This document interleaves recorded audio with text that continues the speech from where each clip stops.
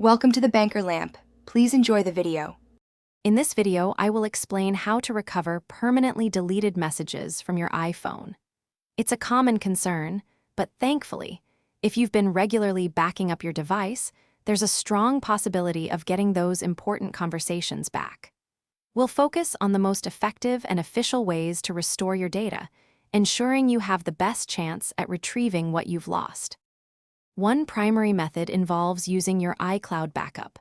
If your iPhone was set to automatically backup, it likely created a snapshot of your data, including messages, when connected to power and Wi-Fi.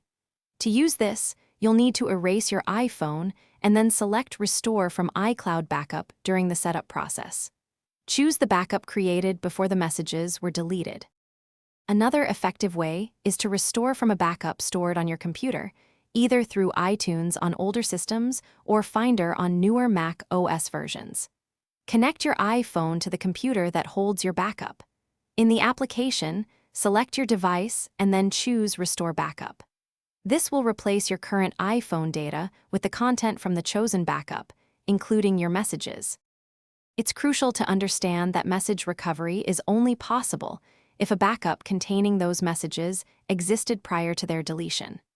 If no backup was made, or if the messages were deleted before any existing backups, permanent recovery is generally not feasible. Therefore, consistently backing up your iPhone to iCloud or your computer is the single most important step to safeguard your valuable data.